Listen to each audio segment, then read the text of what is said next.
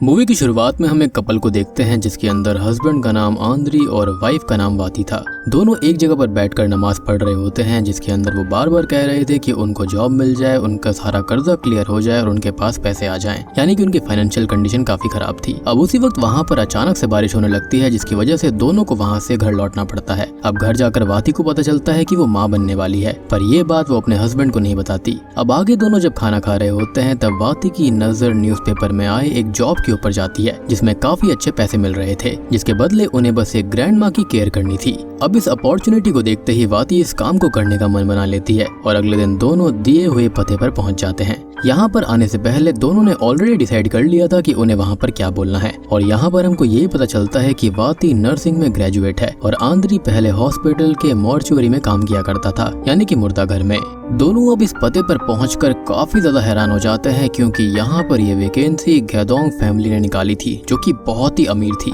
जिनका इतना बड़ा बंगलो था। खैर अंदर इनका इंटरव्यू इसी फैमिली का ग्रैंडसन यानी कि सेता ले रहा था। दोनों से इंटरव्यू के दौरान काफी चीजें पूछी जाती हैं जिसका दोनों बड़ी चालाकी से जवाब देते हैं। जैसे कि आंद्री यहाँ पर सेता को ये बताता है कि उसे हॉस्पिटल में काम करने का एक्सपीरियंस है, पर वो ये नहीं बोलता कि उसने मॉर्चुअरी में ही काम किया था। और ऐसे ही वाती ये कह देती है कि वो नर्सिंग ग्रेजुएट है, जो कि बिल्कुल सही बात थी, लेकिन उसको कोई भी प्रैक्टिकल एक्सपीरियंस नहीं था। एनीवेज यहाँ पर दोनों काफी कॉन्फिडेंस से जवाब देते हैं और सेता को उनका फनी नेचर काफी अच्छा लगता है, जिसके बाद उन्हें ग्रैंड माँ की केयर के लिए रख लिया जाता है। अब आगे चलकर इन्हें बंगलो में रहने के लिए एक बड़ा सा रूम दे दिया जाता है जो कि इनके लिए बिल्कुल अनएक्सपेक्टेड था, पर इससे दोनों काफी खुश थे। जिसके बाद सेता इन्हें बंगलो के फार्म, गार्डन सब कुछ के बारे में बोलता है और अंत में अपनी ग्रैंड माँ दासा से मिलवाता है और यहाँ पर दासा का ही इन दोनों को ख्याल रखना था। अब अगली सुबह हम सभी को गार्डन में देखते हैं जहाँ पर तेजो नाम का लड़का आकर दासा को कुछ मंगोलियन फ्लावर्स देता है क्योंकि दासा को वो फ्लावर्स खाना पसंद था और यहाँ पर तेजो का यही काम था कि वो हर सुबह आकर ये फ्लावर्स इनको दे जाए।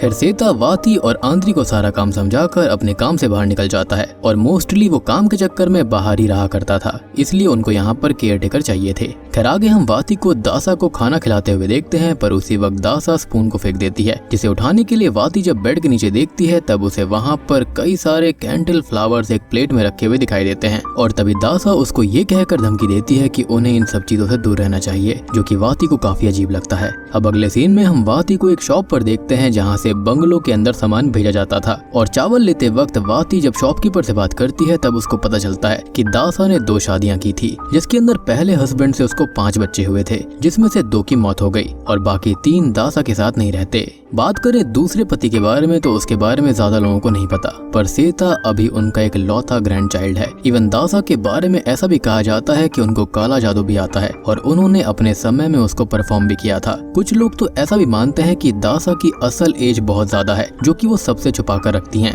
अब ये सब चीजें जानकर वो काफी हैरान हो जाती है क्योंकि दासा को देखकर ऐसा नहीं लगता था। अब ये सोचते हुए जब वो बंगलो पर वापस आती है तो उसे सामने ही एक मरी हुई बिल्ली की बॉडी दिखती है जिसका खून हर जगह फैला हुआ था। वाती फिर अंदर जाकर देखती है तो ये बात वो आंद्री को बताती है, जिसके बाद आंद्री उस कैट को गार्डन में एक जगह दफना देता है और एक व्यूअर की तरह हम आंद्री के पीछे एक काली सी फिगर को खड़ा हुआ देख पाते हैं। खैर तभी वापस वाती को दिखाया जाता है जो कि दासा को नहला रही होती है, पर उसी बीच दासा उसके हाथों को जोरों से दबाने लगती है, जिससे कि दर्द में वाती वहां से बाहर निकल जाती है और तब वहां पर डरावनी चीजें होना शुरू होती हैं, जैसे कि लाइट्स अपने आप बंद चालू होने लगती है, बाथटब के पानी का रंग काला पड़ जाता है और यहाँ तक कि दासा के मुंह से भी खून निकलने लगा था। जिसके अगले ही पल हम दासा के ऊपर एक काफी डरावनी सी स्पिरिट को देखते हैं, जिसको देखकर दासा डर से चिल्लाने लगती है और तब आंद्री आकर उन्हें वहां से निकाल लेता है। जिसके बाद में फिर से दोनों ही अपने काम में लग जाते हैं, पर इसी बीच दासा के ऊपर फिर से एक स्पिरिट अटैक करती है और इसके अंदर उसकी मौत हो जाती है। अब जब दोनों को ये बात पता चलती है तो दोनों बिल्कुल ही शॉक में चले जाते हैं क्योंकि ये सब काफी सडनली हुआ था।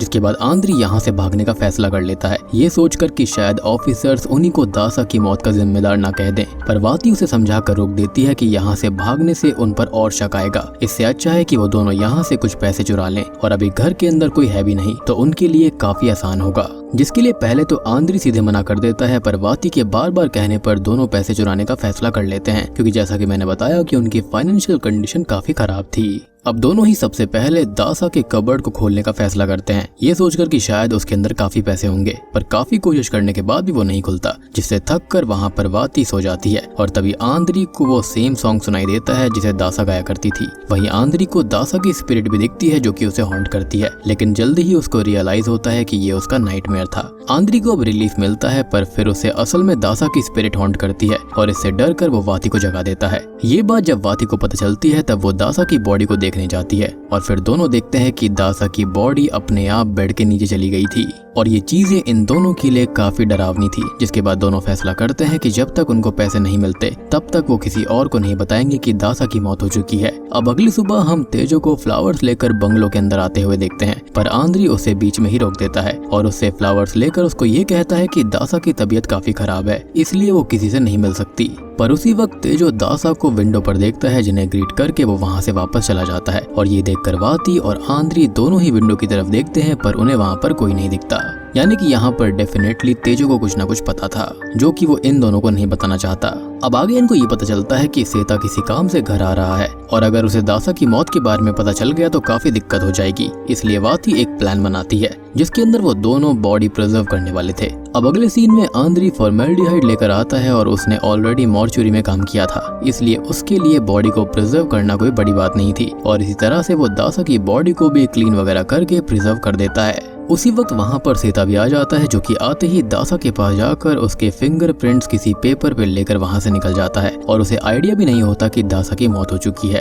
अब आगे ये कपल दासा की बॉडी को व्हील चेयर पर घर से बाहर लेकर आते हैं, ऐसा प्रिटेंड करने के लिए कि वो अभी जिंदा है और धूप लेने के लिए बाहर आई हैं। पर जब वो शॉप के पास पहुँचते हैं तब शॉप ओनर और तेजो दासा के साथ बहुत कैजुअली बात करने लगते हैं, जैसे कि दासा उन्हें उनके बातों पर रिप्लाई दे रही हो और देखने में ऐसा लग रहा था कि दासा वहाँ पर खड़े सभी लोगों से बात कर रही है, पर ये चीज बस वाती और आंद्री को नहीं दिख रही थी। अब घर आकर दोनों को अचानक से ये पता चलता है कि दासा के बेडशीट और पिलो कवर्स के अंदर काफी पैसे हैं, जिसके बाद दोनों पैसों को लेकर उसी रात वहाँ से भागने का फैसला कर लेते हैं। पर उससे पहले होता यह है कि वाती दासा की डेड बॉडी को डिसरेस्पेक्ट करते हुए उसके साथ जोक करने लगती है और उसका फेवरेट गाना भी गाने लगती है, जिसके बाद अचानक से ही वहाँ की लाइट चली जाती है और वाती को दासा की स्पिरिट पजेस कर लेती है। यहाँ पर आंद्री जब दासा की स्पिरिट को देखता है तब वो भी वहीं पर बेहोश हो जाता है। अगली सुबह जब दोनों को होश आता है तब आंद्री वहाँ से तुरंत निकलने का फैसला करता है, पर उससे पहले ही वाती उसे रोक लेती है क्योंकि उसने फाइनली दासा के कबर्ड को खोल लिया था। जिसके बाद कबर्ड के अंदर जाते ही दोनों हैरान हो जाते हैं क्योंकि अंदर एक अलग ही कमरा था जो कि काफी सीक्रेटली वहाँ पर छुपाया गया था। तभी दोनों उस रूम के अंदर जाते हैं जहाँ पर आंद्री को टेबल पर दासा के 3 बच्चों की फोटो दिखाई देती है जो कि अभी भी जिंदा थे। उनको वहाँ पर एक पुरानी फोटो भी मिलती है जिसके अंदर दासा कई लोगों के साथ थी और उस फोटो को टच करते ही आंद्री को अचानक से कई सारी स्पिरिट्स अपने चारों तरफ दिखने लगती हैं जो कि अगले ही पल गायब हो जाती हैं। वहीं दूसरी तरफ वाती को एक सेफ दिखाई देती है जिसको वो खोलने की कोशिश करती है, ये सोचकर कि उसके अंदर भी पैसे होंगे, पर वो सेफ नहीं खुलता। पर तभी दोनों को ऊपर से किसी के चलने की आवाज आती है, जिसके बाद दोनों वहां से बाहर आ जाते हैं। अब वहां से निकलते ही उनके सामने नवा खड़ी होती है जो कि दासा की ही बेटी थी। नवा ने इन्हें अंदर देखा था पर फिर भी वो इनसे कोई सवाल नहीं पूछती, जिसके बाद नवा दासा से बातें करने लगती है जैसे कि वो जिंदा हो और आंद्री सामान लेने के लिए शॉप पर चला जाता है। अब शॉप पर जब आंद्री वो फोटो सभी को दिखाता है तो शॉपकीपर उससे कहती है कि शायद ये रूमर सच है कि दासा के बहुत सारे बच्चे थे और ऐसा कहा जाता है कि दासा के हर बर्थडे पर उसके एक बच्चे की मौत होती थी। अब यहाँ पर एक और अजीब बात होती है कि जब आंद्री ये गौर करता है कि दासा ने अपने बच्चों का नाम नंबर्स के ऊपर लिखा हुआ था, यानी कि नंबर्स के बेस पर रखा था, जैसे कि नवा नवा का मतलब 99 और सेता जिसे सप्ता भी मूवी में कहा गया है उसका मतलब 100 होता है। यहाँ पर उसे ये भी पता चलता है कि अगले दिन ही दासा का बर्थडे भी है, लेकिन उसकी तो मौत पहले ही हो चुकी है। अब घर आकर आंद्री ये सारी बात वाती को बताता है और कहता है कि उन्हें यहाँ से जल्दी निकलना होगा क्योंकि यहाँ पर चीजें बहुत ही अजीब हैं। पर इस पर वाती कहती है कि उसे डीमंस या फिर स्पिरिट से ज्यादा गरीबी से डर लगता है, तो पैसे लिए बिना वहाँ से नहीं जाएगी। अब रात में वाती उस सेफ को वापस खोलने जाती है, जिस दौरान उसके पीछे हम दासा की स्पिरिट को फिर से देखते हैं। दूसरी तरफ आंद्री को वाती रात में अकेले कहीं जाते हुए दिखाई देती है, जिसका पीछा करने के बाद वो उसको एक कॉर्नर में रोते हुए पाता है। आंद्री जब उसके पास जाता है तब वो वाती नहीं बल्कि एक दूसरी स्पिरिट निकलती है, जिसको देखते ही आंद्री वहीं पर बेहोश हो जाता है। पर इससे हम ये जान पाते हैं कि यहाँ पर एक नहीं बल्कि मल्टीपल स्पिरिट्स थी। अब अगली सुबह सेता वहाँ पर वापस आता है तो आंद्री को वो फ्लोर पर बेहोश पड़ा हुआ मिलता है, जिसके होश में आने के बाद में वो उसे ग्रैंडमा के बर्थडे के लिए एक चिकन काट कर लाने के लिए कहता है।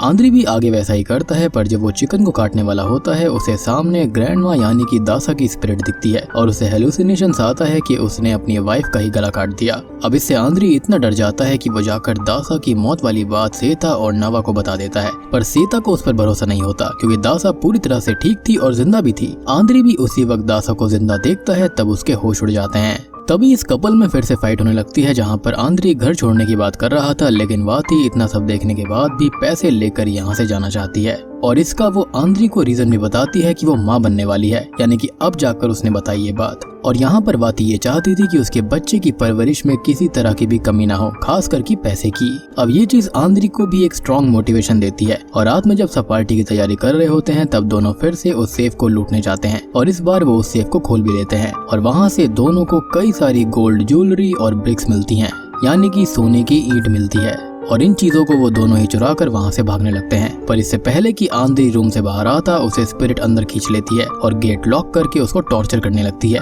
जिसके बाद आंद्री वहीं पर बेहोश हो जाता है और फिर रूम का गेट खुलता है। अब वाती अंदर जाकर आंद्री को किसी तरह उठाती है और गोल्ड लेकर वहाँ से वापस भागने की कोशिश करती है, जिसके बाद दोनों ही गोस्ट डायमेंशन में चले जाते हैं और यहाँ पर दोनों को कई सारी स्पिरिट दिखती हैं जिनके बीच में दासा बैठी हुई थी। ये स्पिरिट्स यहाँ पर इन दोनों को वहीं पर रखने की कोशिश करती हैं, पर किसी तरह से आंद्री वाती को वहाँ गोल्ड के साथ निकाल देता है, जिसके बाद आंद्री वहीं फंस जाता है, पर वाती सीधे बंगलों के बाहर आ जाती है। अब यहाँ से वाती गोल्ड लेकर जा ही रही होती है कि तभी उसे अपने हस्बैंड के साथ बिताए हुए सभी लम्हे याद आने लगते हैं और ये काफी इमोशनल सीन भी था और वाती तुरंत ही अपने हस्बैंड के लिए वापस बंगलों में पहुंच जाती है, जहाँ पर गेट पर ही दासा खड़ी थी और फिर वो उससे माफी मांगते हुए उसका गोल्ड उसे वापस देकर अपने हस्बैंड को छोड़ देने के लिए रिक्वेस्ट करती है, जिसके बाद दासा और गोल्ड वहाँ से गायब हो जाता है और आंद्री बंगलों से बाहर आ जाता है। यानी कि यहाँ पर ये सोना वगैरह सभी श्रापित थे या फिर ये कहें कि स्पिरिट से अटैच हो रखे थे। ये दोनों ही अब वहाँ से वापस जाने लगते हैं और फिर मूवी का सबसे ज्यादा डिप्रेसिंग सीन आता है जब वाती रियलाइज करती है कि इन सभी चीजों में उसका मिसकैरेज हो चुका है, यानी कि उसके बच्चे की मौत हो गई और इसी दुख के साथ में वो वहाँ से निकल जाते हैं। अब मूवी के एंडिंग सीन में हम आस्था को देख पाते हैं, जो कि दासा की ही बेटी थी। जैसे कि मैंने बताया कि यहाँ पर दासा के कम से कम 100 बच्चे थे और आज उनके बर्थडे पर वो उनसे मिलने भी आ रही थी, पर रास्ते में ही बड़ी अजीब तरीके से आस्था की कार का एक्सीडेंट हो जाता है, जिसके बाद उसकी मौत हो जाती है। जिसके बाद हम एंडिंग में दासा को देख पाते हैं और यहाँ पर ये भी समझ पाते हैं कि बाकी बच्चों को या फिर ये कहें कि दासा के ग्रैंडसन को भी इसके बारे में पता था कि यहाँ पर होता क्या है। इनफैक्ट आसपास के लोगों को भी इसके बारे में सब कुछ पता था कि यहाँ पर वो ब्लैक मैजिक वगैरह करती है अपनी उम्र को बढ़ाने के लिए। इसी के साथ में ये मूवी यहीं पर अंत हो जाती है। तो दोस्तों, ये थी एक और इंडोनेशियन फिल्म की कहानी। उम्मीद करता हूँ कि आपको पसंद आई होगी।